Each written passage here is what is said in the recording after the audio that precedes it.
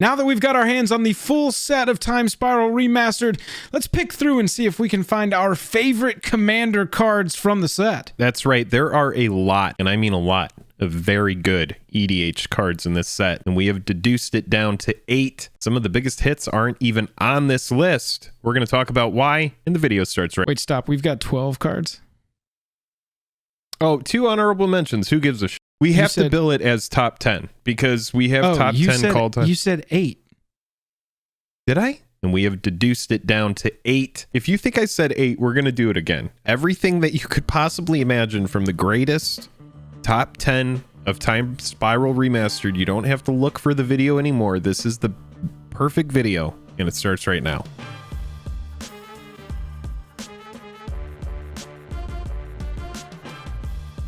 Special thanks to our Patreon supporters who power our channel. Check out our Patreon for monthly giveaways, exclusive content, and even a starring role in our fan fight series. Link in the description below. Hello and welcome to the day. Thank you for spending your time with us. I'm Jake. I'm Joel. Welcome back to another episode of Jake and Joel Are Magic. We are going to go through our top 10 or some number favorite TSR commander cards. But before we do, if you would, go down there and hit that like button if you like the video by the end of it. Hit that dislike button if you don't. It's very valuable information for us. And if you're a fan of the channel, go and subscribe. Head on over to Patreon. It might be a good fit for you. There are a lot of top 10 EDH lists. I'm sure that ours is going to be a little bit different today. We're going to talk about why that is. Let's go ahead and get into these cards. So we want to start off with some of the cards that we've seen now in modern frames. These are straight up reprints in the normal set, in the normal current modern frame. And then we'll look at some of the old border cards that we think you should have your targets set on as well. Jake, let's start with Vesuva. Enters the battlefield tapped as a copy of any land on the battlefield. Not just your side of the battlefield. Your opponent's battlefields are included in this. Basically, it's just take advantage of whatever the best land is on the battlefield. What I love about this card is versatility. Whether you are trying to steal a guy's cradle, whether you need it to come in as a Bajuka Bog, or even like a wasteland, just so that you could destroy something else, a Field of Ruin type effect. Yeah. Anything like that. That's what I really do like about this card is it's kind of like a catch-all of just like, oh, you know, what do I need? Do I need to ramp? Maybe I'll have it enter as somebody else's Temple of the False God. It really is like anything goes with Vesuva. Great tower. Card, excellent addition. I'll be picking one up. It's nice when the floor of a card is you can have a command tower in your deck. Pact of Negation we included on this list just because it tends to bounce back up in price when it's out of being printed. It will be being printed right now, so this is probably a really good time to take advantage of this and pick up Pact of Negation. 0 cost counterspell. You gotta pay 5 at the beginning of your next turn, but I ain't ever going to complain about a free counterspell, Jake. You know, on those decks that are just kind of like go nuts, I don't really need the next turn. And then also it's really good in control decks that do have the mana for the next turn. So it's like it gives you an opportunity to cast all of your spells, tap out, and then also have a oh crap button just in case things get dicey. Yeah, absolutely. Talking about an oh crap button, Jake, this is Damnation. It destroys all creatures. It's like Wrath of God, but in swamp colors. We have got a board wipe here that is, you know, typically 20, 25 bucks upwards, maybe even higher. And now's going to be the time where you can maybe pick it up in the teens.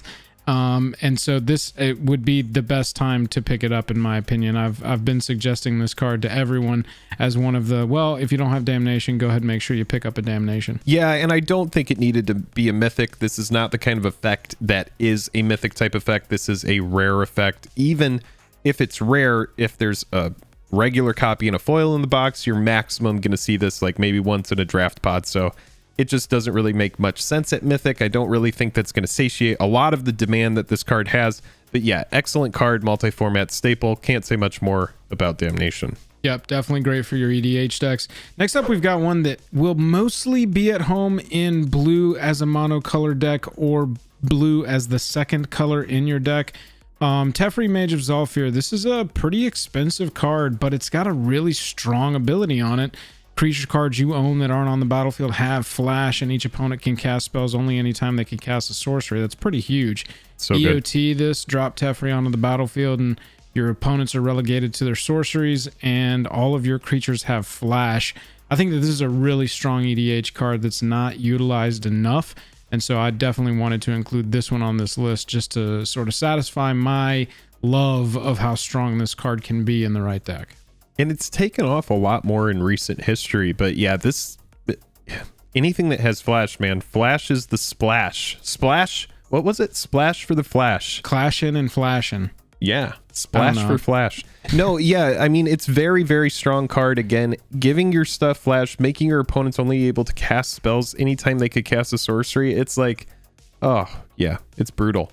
Absolutely it is. Speaking of brutality, we've got a Chroma's Memorial, our big 7-cost artifact here that gives, I think, every keyword. They were just like all the keywords. I don't have time to read. Dude. I don't have time to read all of the card, but I do know that there's a lot of keywords on there, and Sword of Vengeance is in the art. That's right. Very cool card. Needs a reprint. Scarcity play here.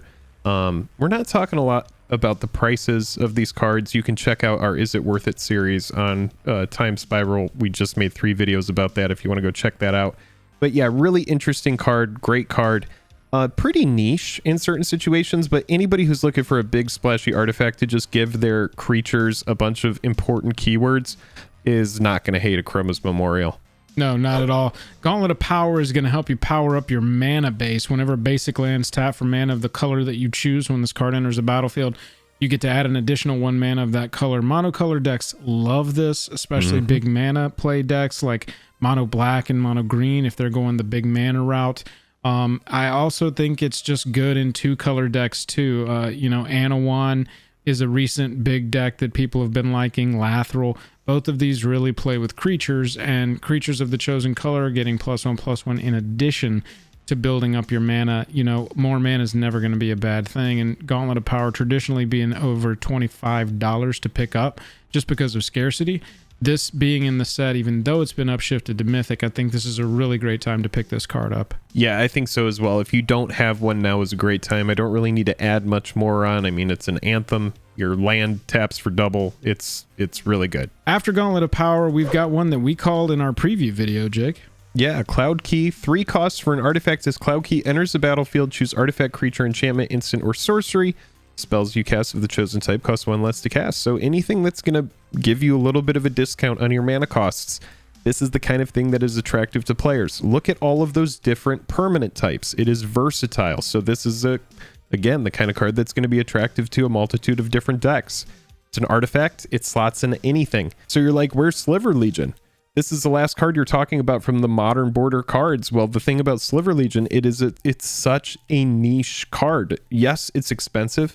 Yes, it's super scarce, but is it really one of the best commander cards that came out? Yes, it's amazing for slivers and nothing else. Absolutely. Cloud Key's great. There's a lot of spells and artifacts and enchantments that already reduce the costs of things. Enchantress builds are going to love this. Artifact decks in particular, an artifact that makes your artifacts cheaper. It's going to be great. Creature, instant, sorcery, a little less of usage on that in my opinion, but it can still be really good in a creature-based deck. Probably just want to lean more towards stuff like Lifecrafter's Bestiary over Cloud Key and a build like that. But in artifact and enchantment decks, this card can be an absolute house and really push you over the edge as far as how you're using your mana. Jake, let's get into these old border cards and start off with Yagma, Thran Physician. Yeah, 2 black, 2 other, legendary creature, human cleric for 2/4 protection from humans. Pay 1 life, sack a creature, put a -1/-1 counter on up to 1 target creature and draw a card. And for 2 black, discard a card you're proliferating. So, I mean, the card pretty much does it all. It's got a nice big butt, gets it out of the way of a lot of damage. Also pro-human and sack outlet, draw outlet, proliferate outlet. What else do you want? It does it all. Yeah, it's kind of crazy how many keywords they put on here. I always joke about take any commander idea and staple draw a card onto it, and you've suddenly got yourself an A-tier commander minimum. Yawgmoth is up there. I mean, like you said, it just does a little bit of everything. The new frame cards are plays we're suggesting because the prices on those cards are going to be cheaper. With these old border cards, it's kind of the opposite direction. They're going to be more expensive. However, they're not going to be reprinted, at least to our knowledge at this time. And because they are, sort of like a special treatment of a card, there's even less of a chance of them being reprinted. And so these are still like the new border cards that you want to pick up within those first 2 weeks to 6 weeks of this set, because the prices will go up after that, just like the new frame cards. Yagmoth's going to go up. It really is. It really comes down to how much of this product is opened, and then also you really do want to be jumping on those and make sure that you're watching everything like a hawk as these cards pop up, because those old borders will get snatched up. So if you aren't buying a box, you're just setting money aside for singles, make sure to check in frequently. Kiki Jiki we put in here, it's got the OG art with the old border, and I really like that. This card goes infinite with so many things in EDH, and this is an excellent time to pick up our favorite little hasty Goblin Shaman. Yeah, dude, it goes infinite with a lot. It goes infinite with Zealous Conscripts, which if you're playing this in a limited setting is a way of going infinite. It also goes infinite with Pestermite, all sorts of random stuff. Deceiver, Exarch, just those crazy kind of shenanigans. It's a really fun card, and I do love that old original art. And this in foil is going to be a great pickup. As is Beast Within. I mean, this is classic green removal. Not too much to say about this card that hasn't already been said. I just really love the old frame with that Phyrexian art. Beast Within. Dude, I remember when this card came out, we were like, that's really good. This card is really highlighted on this list just for its versatility. If you're in green, you know about green. It gets permanent destruction. That's one of the big, huge things about it. But green, it falls flat in certain areas, but it does have very good removal spells. Next up, Crystal Shard. And Joel, I know you love this card so much, but I'm going to sing its praises. It is a very trolly card. This is one of those cards where, oh man, you can get your own stuff out of the way of removal. You can tax an opponent who's trying to combo off. You can bounce an opponent's creature if they are out of mana. You can abuse your own ETBs with this card. Joel, what else can we do with it? I mean, it really is such a taxing, annoying card.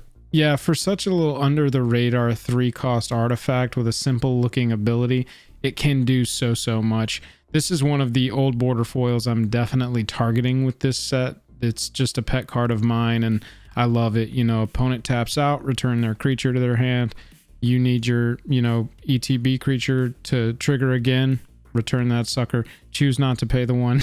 It's just a really fun card to pick up. And this isn't that expensive of a card. You can pick it up for under $5, but we wanted to include this one and some of these old border cards on this list, because if you do want the pimp version of these, the price will go up if our projection of how these cards are going to be treated is correct, which is why we wanted to include cards like that and Eternal Witness. That new art on the old frame, we talked about this in our TSR review.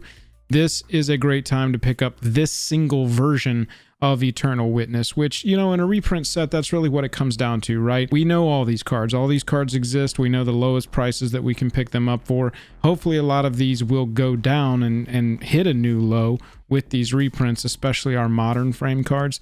These older frames, they're going to start low as a lot of this is mass open and people are really targeting the, biggest hits in the set. This will be a great time to pick up some of these staples, and that's why we wanted to highlight them. Yeah, I can't really talk much about Eternal Witness. We all know how good this card is. It's just if you can bounce it, recur it, your graveyard becomes your second hand. You're able to get double use out of a lot of your most important cards. It's a fantastic card. That's 12 cards from Time Spiral Remastered that we think it's a great time to pick them up. Let us know which cards from Commander are your favorite cards in the set and which ones you will be targeting. We'd love to talk to you about it. Yeah, sorry, Sliver Legion, Vanquisher's Banner, Path to Exile, so many good cards. Past in Flames, they didn't make the list. We had to get it down to 10, and we couldn't even get it down to 10. There's actually 12 on the list. We hope you enjoyed it, and until next time, we will see you in the future.